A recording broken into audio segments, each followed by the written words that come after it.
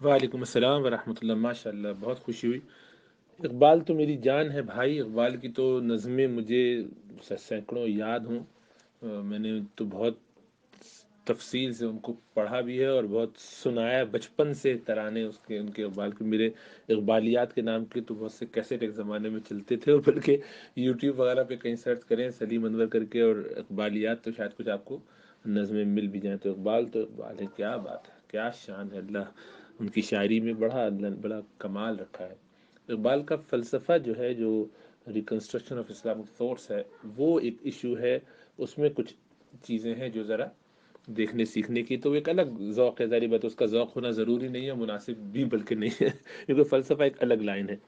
बहरहाल, इकबाल को और उनकी तहरीर जो नसरी है उसको अलग करके ही देखना चाहिए, वरना बड़े मसाइल पैदा होते हैं और उसमें लोग बड़े जज्बाती हो जाते हैं। क्योंकि इकबाल की शायरी में जो आपको मर्द मोमिन नज़र आता है, फिर उन्होंने उसको बैलेंस करने की कोशिश की है फ़लसफ़े से।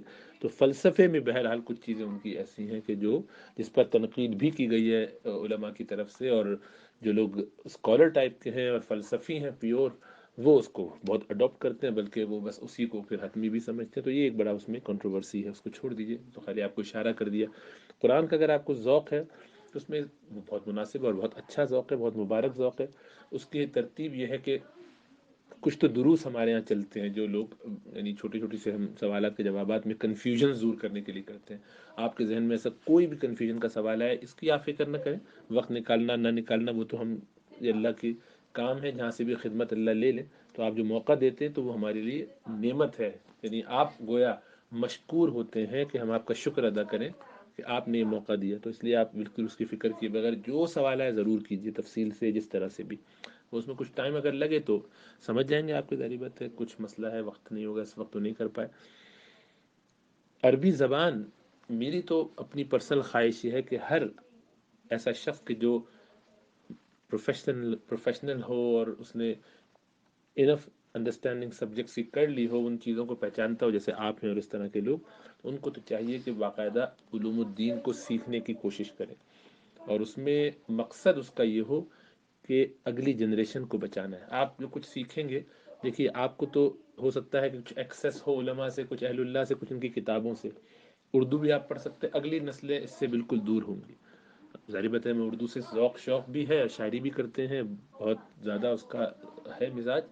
लेकिन ये अगली नस्लें, उनके लिए तो ये लातीनी ज़बान हो जाएगी। उनसे ये उम्मीद लगाना कि वो उसको समझ पाए, तो अब हमें खुद इतना मेहनत करनी पड़ेगी कि अब आप ज़ाहिर बात है जिस लेवल पे हैं, अपनी औलाद को तो उस तरह पढ़ा सिखा नहीं सकते क्योंकि अभी इतना पढ़ा नहीं है। और बच्चे अब ऐसी उम्र में हैं कि उनको अपनी तालीम बहुत अहम होती जा रही है। वो GCSE और इस लाइन में जब चले जाएंगे तो हाथ से निकल जाएंगे, नहीं हाथ से इस तौर पे निकल जाएंगे कि वो मेहनत करने में, स्कूल में, कोर्सेज में और लेक्चर्स में और ट्यूशन में ही अपना सारा वक्त गुजारेंगे।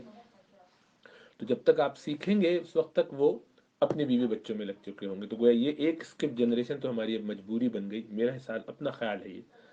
तो मैंने अपनी ज़िंदगी का मकसद ये बनाया 1992 से, जब बाकायदा उलमा से पढ़ना शुरू किया मेडिकल के साथ साथ, कि एक ब्रिज है जो बनने की ज़रूरत है। और इससे बहुत सारे लोगों को चाहिए कि उलमा की बात को समझ के आसान करके अवामुन्नास तक समझाएं। ये जो गैप बहुत बड़ा आ गया है उसको दूर करने के लिए, और पढ़े लिखे लोगों के लिए ये काम आसान है क्योंकि वो एक सतह उनकी इल्मी, शऊरी और इंटेलेक्ट, उनका जो इंटेलेक्चुअल लेवल है वो अच्छा खासा होता है, बआसानी समझ जाते हैं। तो अब वो अगर थोड़ी मेहनत करके, कुछ वक्त लगा के, एक निसाब के तहत, जैसे हम लोगों को कोर्स कराते हैं, हमारे प्रोफेशनल जो लड़के हैं, इनमें से एक तो बुनियादी लेवल पे कुछ लोग अरबी पढ़ रहे हैं, आपने नोट किया होगा, कुछ जो फ़िक़्ह पढ़ रहे हैं, कुछ हदीस पढ़ रहे हैं, ये सब ना, ये तो ऐसा है कि कुछ बुनियादी चीज़ें सीख, लेकिन इनमें से जो सीरियस हैं फिर उनका एक अलग हमारा सेटअप है। और ये जो है वो तकरीबन इस वक्त 9 लड़के हैं, आदमी लड़के जो भी कह लीजिए आप। एक चार्टर्ड अकाउंटेंट है, एक उनमें से जो है वो GIK से बड़ा पढ़ा हुआ इंजीनियर है। यहाँ पर जो है वो IMF वगैरह मुख्तलिफ इस तरह के इदारों को भी एडवाइस करता है बहुत सारी चीज़ों में, तो यानी बहुत हाई फाई लेवल। एक IT के बड़े कंसल्टेंट है यहाँ पर। एक जो है वो रेडियोलॉजिस्ट हैं, बल्कि उनको आप जानते हो, बल्कि वो तो आपकी शायद क्लास, अगर आप खुर्रम हयात खान के क्लास फेलो हैं तो फिर ये आपके क्लास फेलो हैं। अरसलान रज़ा जो है डाव मेडिकल कॉलेज के 2000 ही के गालिबन ग्रेजुएट हैं। انہوں نے اور میں نے پلیب ساتھ دیا تھا کہ اس میں نے کچھ کسی درجے میں ہم کیونکہ تھوڑا سا سینئر تھے تو ہیلپ کی تھی، ہم نے ساتھ یعنی پڑھائی کی تھی اس کی. پھر ان کو حفظ تو انہوں نے کر لیا تھا 1 سال میں. میرا تعلق اسی زمانے میں پلیب کے زمانے میں بنا، اس سے پہلے میں ان کو زیادہ جانتا نہیں تھا. پھر اس کے بعد ہم یہاں آئے اور انہوں نے اپنی ماشاء اللہ تیزی سے ریڈیولوجی میں ٹریننگ کر کے وہ کینیڈا میں باقاعدہ ہیں، اور تو وہ اس وقت ماشاء اللہ عربی اور باقی چیزیں کر کے اس وقت چوتھے سال میں تو سمجھ لیے ہیں، اس وقت ہمارے ساتھ وہ پڑھتے ہیں. تو وہ جو ایڈوانس، تو اس میں ہماری جو تفسیر کا سیشن ہوتا ہے تو وہ ذرا گہرا ہوتا ہے. مطلب یہ کہ ہم خالی آیات کو پڑھتے نہیں ہیں، پہلے تو عربی تجوید سے پڑھتے ہیں، ہر ایک کی باری آتی ہے اس میں، اس کا پھر ترجمہ کیا جاتا ہے، اور پھر اس کے بعد اس کی تحلیل کی جاتی ہے، ترکیبی تحلیل، یعنی گرامیٹیکلی وہ ایک ایک لفظ ایک ایک حرف کیوں ہے، یہ یہاں یہ کیوں استعمال ہوا ہے. تو یہ پورا کر لینے کے بعد پھر اس میں تفسیر ہم نے 10 عربی اور 10 اردو کی تفاسیر کا تعین کیا ہوا ہے کہ جو 10 لڑکے ہیں ہر ایک کے پاس ایک اردو اور ایک عربی کی تفسیر ہے جس کو وہ مطالعہ کر کے غور سے آتا ہے ایک ہفتے میں. تو بس سیٹرڈے اور سنڈے ایک ایک 1.5 گھنٹے کا سیشن ہوتا ہے سیٹرڈے اور سنڈے میں. تو اس میں جو ہے وہ یہ اپنی محنت کر کے آتے ہیں اور اپنا وہ خلاصہ پھر تفسیر کا ہر ایک بیان کر دیتا ہے. عربی کی بھی ایک تفسیر کی عبارت وغیرہ جو اس کو چاہیے پوچھنا کہ کنفیوژن ہے تو کلیریفیکیشن ہو جائے. اس کے علاوہ تو یہ ان کا تفسیر کا سیشن ہے. اس کے بعد ہم تھوڑی سی فقہ کی کتاب پڑھتے ہیں، ہدایہ، وہ بڑا مختصر سا ذرا سا ایک ان کو تاکہ ٹچ رہے. اور اس کے علاوہ ان کا سیٹرڈے کو 2 گھنٹے کا ایک سیشن میرے ساتھ ہوتا ہے جس میں وہ عربی ایڈوانس میں جا چکے ہیں تو وہ پڑھتے ہیں. اس کی کوئی 8 کتابیں مختلف ہیں، حدیث اور فقہ اور جلالین شریف و تفسیر کے لیے، اور اسی طریقے سے کچھ اور کتابیں. تو بہرحال تو یہ ان کا نصاب ہے جو ان شاء اللہ تعالیٰ عالم بننے تک. اس میں کوئی ٹائم وائم نہیں ہے، ساری زندگی لگ جائے، لیکن ٹارگٹ یہ ہے کہ اگلے 20 سالوں میں 15 سالوں میں آپ کا اتنا مطالعہ ہو کہ آپ اپنے پوتوں نواسوں کو اپنی ریٹائرمنٹ کے وقت، ریٹائرمنٹ کے بعد جب انگلی پکڑ کے اسکول لے جا رہے ہوں، کبھی گاڑی میں لے جا رہے ہوں، مسجد لے جا رہے ہوں، سوئمنگ لے جا رہے ہوں، جو بھی آپ اس کے ساتھ وقت گزارے، پارک لے جا رہے ہوں، تو اس دوران میں آپ اس کو پڑھنا پڑھانا اتنا دکھا دیں، چھوٹی چھوٹی سی باتیں. تو اس میں آپ کے لیے بنیادی چیز ہے کہ آپ کی تجوید بالکل درست ہو، بنیادی آپ کو عربی آتی ہے، بنیادی آپ کو فقہ کے مسائل معلوم ہو، آپ کو تصوف کے اور جو اخلاص اور اصلاح ہے باطن کی وہ معلوم ہو، اور عام حالات میں جو بنیادی چیزیں وہ لباس سے متعلق ہے وہ سب اتنی درجے کی معلوم ہو کہ آپ گھر میں رہ کے ان 4-5 بچوں کو، پوتوں نواسوں کو خوب اچھی طریقے سے تیار کر دیں. تو اب دجال کا نظام ہے جو بھی ہے، ہم نے یہ کہہ دیا یا اللہ یہ جو دین ہم سے پچھلی جنریشن یہاں مغرب میں ہمارے پاس لائی تھی، انہوں نے تو کوشش کر کے ہمارے لیے کچھ مساجد بنا دی، کچھ حلال گوشت کا انتظام کر دیا، یہی کچھ وہ کر سکتے تھے. اب ہم اس کو ایک اگلے سٹیپ پر ایک اسکپ جنریشن کر کے دین کی پوری ایک شکل ایسی بنا دیں کہ ان حضرات تک یہ پہنچ جائے جو ہماری اگلی نسل ہے، یعنی ہمارے پوتے نواسے. کیونکہ جب آپ سیکھ کے فارغ ہوں گے تو آپ کے بچے وہ اپنی اولاد کی پرورش، اس کے کمانے میں، وہ اپنے کیریئر میں لگے ہوں گے، ان کے پاس ٹائم کم ہوگا. تو کوئی بات نہیں، وہ آپ کے ساتھ ہلکا پھلکا سیکھتے سمجھتے رہیں، اور ہر ایک کا پروفیشنل لیول پہ دینی عالم یا کچھ ہونا ضروری نہیں ہے. لیکن اب ضرورت اس بات کی ہے کہ ہر گھر میں حافظ بھی ہوں اور عالم بھی ہوں، تاکہ اگر کوئی پابندیاں ہوں یا حالات خراب ہوں تو کم از کم ٹرسٹ وردی آدمی تو ہو کہ گھر والا دھوکہ نہیں دے گا اس طرح. اور لیکن پڑھے وہ صحیح اوتھینٹک علماء سے، اہل اللہ سے، ایسے لوگوں سے کہ جو آرتھوڈاکسی کو نہیں چھوڑتے اور اہتمام کرتے ہیں اور ذوق کے ساتھ، طریقے کے ساتھ. تو پھر اس کا فائدہ یہ ہوگا کہ ہم کہیں گے یا اللہ اب ہم اپنے ان پوتوں نواسوں کو جو سکھا چکے ہیں، پوتی نواسیوں کو جو بتا چکے ہیں، امید یہ ہے کہ ایوریج ان کی لائف 70 75 80 سال ہوگی. تو گویا اپنے کندھے سے ہم نے یہ ذمہ داری اگلی نسل تک منتقل کر دی ہے کہ اسکپ جنریشن کے ساتھ ہم یہ امید کرتے ہیں کہ پھر وہ لوگ صدقہ جاریہ جب تک بن سکتے ہیں. باقی دجال کا نظام وہ جب آتا ہے، ہمارا اس سے لینا دینا کہ ہم تو بس اپنا کام کریں اس وقت جو بیج بو سکتے ہیں، جیسا کہ حدیث میں آتا ہے. تو یہ ہمارا ترتیب، ہماری یہ ہے، خلاصہ یہ ہے، کام یہ ہے. تو اس میں جو کام اللہ کروائے، جو اللہ خدمت کا موقع دے، لگا رہے آدمی، خود طے نہ کرے بلکہ اللہ سے مانگتا رہے کہ اللہ دین کے کام میں لگا. تو اس میں علم بہت ضروری ہے، محنت بہت ضروری ہے. لیکن مسئلہ یہ ہے کہ یہ محنت کرنے والے جب پروفیشنلز ہوتے ہیں ان کو ایک بہت بڑی بیماری لاحق ہوتی ہے جو آج کل بہت بڑا فتنہ ہے. وہ یہ کہ ابھی تو آپ کو ماشاء اللہ ذوق ہے، شوق ہے دین کا سیکھنے کا، اور الحمدللہ علم کی، اہل علم کی قدر بھی ہے. لیکن جب آپ کچھ کتابیں پڑھ کے عالم وغیرہ بن گئے اور اس درجے پہ اتنا آپ نے مطالعہ کر لیا کہ اب آپ کو بھی بہت کچھ آنے لگا، تب آپ کے اندر آہستہ آہستہ یہ احساس پیدا ہونے لگے گا کہ دیکھو اس عالم کی میں عزت اس لیے کرتا تھا کہ اس کے پاس علوم الدین تھے، اب میرے پاس بھی ہے. اور مجھے یہ एज हासिल है कि मैं ऑनकोलॉजिस्ट भी हूँ, प्रोफेशनल भी हूँ, वो इन चीज़ों को नहीं जानते, तो गोया मैं दोनों तरफ का चैंपियन हूँ। तो गोया असल में तो अब उसको मेरा इकराम करना चाहिए, न कि ये कि मैं। तो अब इस सूरत में आदमी के अंदर उज्ब, किब्र, बड़ाई, दूसरों की तहकीर आना शुरू हो जाती है। तो इससे बेहतर था कि वो जाहिल रहता और इल्म और अम्बिया के वरसा की इज्जत करते करते ज़िंदगी से गुजर जाता। कम इल्म पे जन्नत मिल जाती, बुढ़िया देहाती जो होती है उसका जैसा इल्म होता और थोड़ा अमल होता। अब ये जो उल्टी सूरत हुई, ये बड़ी ख़तरनाक है कि इल्म तो आ गया लेकिन साथ किब्र भी आ गया, तो ये एक मसला होता है। इसीलिए हम लोगों को कहते ये हैं कि ऑर्थोडॉक्स लोगों के पास रहो, जाओ, जानूए तलम्मुस तय करो, बिल्कुल अदब से बैठो। और इसलिए हम उनकी ज़बरदस्त ग्रिलिंग भी करते हैं, यानी ऐसा नहीं है कि वो बहुत आसानी के साथ जिस तरह चाहें एक नॉर्मल तरीके। आपने अंदाज़ा किया होगा हल्का यारा में, हम ये हमारे चूँकि पुराने साथी हैं, दोस्त हैं, या किसी लिंक से आए हैं, हम उसमें उनको कान भी मरोड़ते हैं, मेटाफोरिकली चमाट भी लगा देते हैं हस्ब ज़रूरत, और डांट पीट भी कर देते हैं। और वो इसीलिए करते हैं कि उनसे दिल का ताल्लुक़ है, मोहब्बत वाला ताल्लुक़ है, उस्ताद शागिर्द का लिंक है। तो उसमें हम इसकी रियायत नहीं करते, जहाँ ज़रूरत पड़े वहाँ हस्ब मौका जो है वो रंगाई कर देते हैं। और क्योंकि तरबियत मकसूद है, तरबियत मतलूब है, और ये सब ना हो तो फिर हमने हक अदा नहीं किया। अब वो बच्चा ये सोचता रहे कि भाई अब्बा ने सख्ती क्यों की, अब्बा ने इखलास के साथ इल्म के साथ की है, तो अगर गलत भी की होगी तो उसमें बरकत होगी औलाद के फ़ायदे के लिए। वो औलाद न भी समझे, टीनेजर न समझे, तो उसका समझाना अब हमारे बस में नहीं है भाई, हम क्या करें। कोशिश तो करते हैं, लेकिन हाँ ये है कि ये सवाल किया जाए कि फिर आपको कैसे पता चलता है कि आप गड़बड़ नहीं कर रहे होंगे, आपका नफ्स शरारत नहीं कर रहा होगा। तो उसका तरीका वही है कि जो अम्बिया का तरीका, सहाबा का तरीका उनके बाद तक रहा है, वो ये कि आप एक सिलसिले में बंधे रहें, आपके ऊपर आपका उस्ताद हो, फ़ौक़ कुल्लि ज़ी इल्मिन अलीम। तो हमारे असातिज़ा हैं, जैसे मैंने अर्ज़ किया 92 से पढ़ना शुरू किया, तो अब भी हफ्ते में मेरे 10 घंटे, बताता हूँ दोबारा काउंट करके, 5, 6, 7, 8, 9, 10, 10 घंटे में बाकायदा 1 to 1 असातिज़ा से पढ़ता हूँ अभी भी।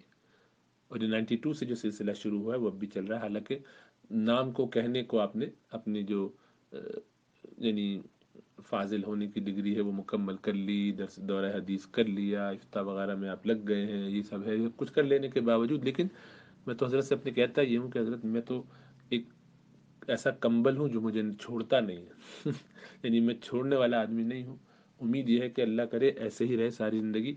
इमाम अहमद इब्न हम्बल को जब बहुत बुढ़ापे में किसी ने देखा कि हाथ में कलम और दवात लिए चले जा रहे हैं, किताब लिए, तो किसी ने पूछा इला ऐन या अमी, इस वक्त इमाम साहब ये हाल, इस उम्र में इतने ज़यीफ़ हो, किताब लिए चले जा रहे हैं जैसे कि पढ़ने जा रहे हैं। तो फरमाया माल महबरती इलल मकबरा, हमारे साथ तो ये कलम दवात कब्र तक जाएगा। इल्म जो है ऐसे ही सीखा जाता है, सारी ज़िंदगी सीखा जाता है, और हमेशा ये एहसास रहता है कि नहीं सीखा। जब हाशमी साहब, मौलाना अब्दुल सत्तार हाशमी साहब जो मेरे उस्ताद हैं, उनके पास गया, तो मैंने उनसे कहा कि हज़रत आपके पास जब मैं आया था 19 साल की उम्र में, तो उस वक्त मेरा ख्याल ये था कि मुझे बहुत कुछ मालूम है, खूब मुताला था, बहुत कुछ किताबें देखी हुई थी, ऐसे लगता था कि बहुत कुछ आता है। लेकिन आपके पास अब 10 साल के बाद जो बरतानिया जा रहा हूँ मैं, बहुत दुख है, अफसोस है कि आपसे ये हमारा बाकायदा तालीम का सिलसिला ख़त्म होगा। लेकिन जब भी आऊँगा तो ज़ाहिर बात है पढ़ाई हमारी जारी रहा करेगी, वहाँ और असातिज़ा ढूंढ लूँगा। लेकिन जाते हुए मुझे ये एहसास हो रहा है कि आया था तो आलिम था, अब जा रहा हूँ तो पक्का जाहिल होके जा रहा हूँ। जहालत की इतनी अपनी जो है वो इंसाइट हो चुकी है कि ऐसा लगता है कि हमें तो कुछ आता ही नहीं। तो उन्होंने फरमाया कि असल बात ये कि पहले आप कुएं के मेंढक थे, अब आप दरिया में उतरे तो आपको, और समंदर में आपको उसकी यथा गहराइयों का अंदाज़ा हो रहा है। ये कहिए कि खला में ऊपर निकल गए हैं, टनल विजन थे, अब आप खला में देख रहे हैं तो पता चल रहा है जितना ऊपर जाते हैं वो उतना ही दूर लगता है।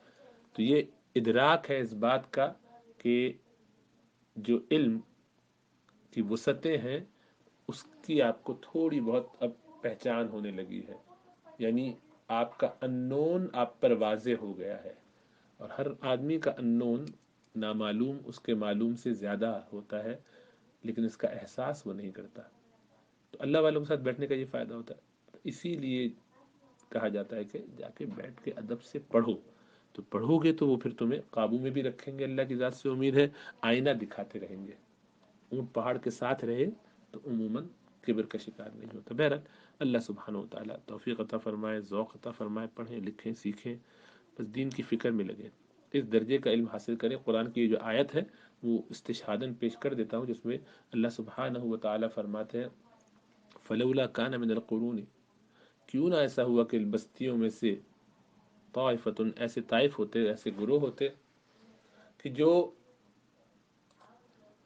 ٹھہرتے اور سکھاتے سیکھتے، نبی اکرم صلی اللہ علیہ وسلم کے ساتھ وقت لگاتے، اور وہ سب سیکھ کے، یعنی غزووں میں نہیں نکل جاتے ہر آدمی، بلکہ کچھ لوگ ٹھہر کے آپ سے سیکھتے، اور بعد میں جب یہ لوگ لوٹ کر آتے تو دیکھتے کہ سریہ میں جو گئے تھے واپس آئے ہیں تو پیچھے رسول اللہ صلی اللہ علیہ وسلم نے کیا سکھایا۔ سو فلولا نفر من كل فرقة طائفة منهم ليتفقهوا في الدین، یہ ہے سورہ توبہ کی آیت۔ فلولا نفر من كل فرقة، تو مراد یہ ہے کہ کیوں ہر بڑے طائفہ سے، ہر بڑی جماعت میں سے ایک چھوٹی ٹکڑی، اور ان میں سے کچھ لوگ، کچھ نفر، چند لوگ ایسا، انہوں نے ایسا کیوں نہ کیا کہ وہ پیچھے رہ جاتے اور رسول اللہ صلی اللہ علیہ وسلم سے دین سیکھتے، اس کو سمجھنے کی فکر کرتے، اور جب یہ سیکھ لیتے تو جو لوٹ کے آئے ہیں لیتفقہوا فی الدین، کہ وہ انڈرسٹینڈنگ حاصل کرتے، دین کی فقہ حاصل کرتے، یعنی رسول اللہ صلی اللہ علیہ وسلم کی صحبت میں رہتے ہوئے پیچھے۔ صحابہ میں جذبہ تھا کہ ہر آدمی پیچھے جانا چاہتا تھا، ہر آدمی کی خواہش تھی کہ ہم بھی جہاد پہ نکل جائیں، سریہ ہو تو اس میں بھی نکل جائیں۔ تو آپ اللہ سبحانہ و تعالیٰ یہ فرماتے ہیں وما كان المؤمنین وما كان المؤمنون لينفروا كافہ، کہ مومنوں کے لیے مناسب نہیں ہے کہ سب کے سب ایک ساتھ نکل جایا کریں۔ فلولا نفر من كل فرقة منهم طائفة ليتفقهوا في الدین، کیوں ایسا ہوا کہ ایک چھوٹی جماعت بڑی ٹکڑی میں سے کچھ نہ کچھ رکتی، کچھ چند لوگ اس میں سے پیچھے رہ جاتے، لیتفقہوا فی الدین، تاکہ وہ دین کی سمجھ اور شعور حاصل کرتے، ولینذروا قومهم، اور نصیحت کرتے، ڈراتے اپنی قوموں کو، آگاہ کرتے ان چیزوں کو جو باتیں، اذا رجعوا الیہم، جب کہ وہ لوگ لوٹ کر آتے اس سریے سے، اس مہم سے، لعلہم یحذرون، تاکہ وہ اس سے بچتے، ان کو پتہ چلتا کہ کیا کرنا ہے، رسول اللہ صلی اللہ علیہ وسلم کیا کیا سکھا چکے اس عرصے میں۔ تو اب اس سے علماء نے ایک نقطہ یہ نکالا ہے، جیسا ہمارے حضرت فرماتے ہیں کہ خاندان میں کم از کم، کنبے میں جو خاندان ہے، ہر خاندان میں آئیڈیلی ایک ایک عالم ہونا چاہیے، تاکہ اس آیت پر عمل ہو سکے، کہ تاکہ وہ اتنا سیکھ لے کہ اپنے لوگوں پر اعتماد کر کے، لوگ اس پر اعتماد کر کے سیکھیں سمجھیں، اس کو پتہ ہے کہ دھوکہ نہیں دے گا، ان کے مزاج سے واقف ہے۔ بہرحال اللہ سبحانہ و تعالیٰ دین کی فکر نصیب فرمائے۔ آپ کے ذہن میں جو سوال ہوا کریں ضرور کریں، میرے پاس اساتذہ سے ابھی تک تعلق ہے، اور اللہ کرے کہ قیامت تک رہے، اب یعنی میری مرنے تک وہی قیامت ہوگی میرے لیے، تاکہ اصلاح رہے۔ ورنہ آدمی میں کبر آنا، بڑائی آنا، لوگ کبھی واہ واہ کریں تو اس سے تباہی آ جانا، یہ بڑا آسان ہے۔ لیکن جو لوگ اپنے آپ کو مستقل بالذات بناتے ہیں، حضرت تھانوی صاحب رحمۃ اللہ علیہ فرماتے ہیں وہ بالکل مستقل بذات ہو جاتے ہیں۔ تو اپنے آپ کو جوڑ کے رکھے اللہ والوں کے ساتھ، کبھی اپنے اندر یہ کانفیڈنس نہ پیدا کرے کہ میں خود بہت کچھ کر سکتا ہوں، گو وہ دنیاوی تعلیم میں بھی کرے اور بہت چیمپئن ہو، اور اس کو کانفیڈنس یہی سکھایا جائے جو کہ اللہ معاف فرمایا سکھایا جاتا ہے، لیکن احساس رہے ان لوگوں کے پاس، جبھی تو نظر آئے گا کہ بڑے بڑے علماء ایسے اہل اللہ کے پاس جا کے اپنا وقت کیوں گزارا کرتے ہیں۔ اللہ ہمیں سمجھ عطا فرمائے۔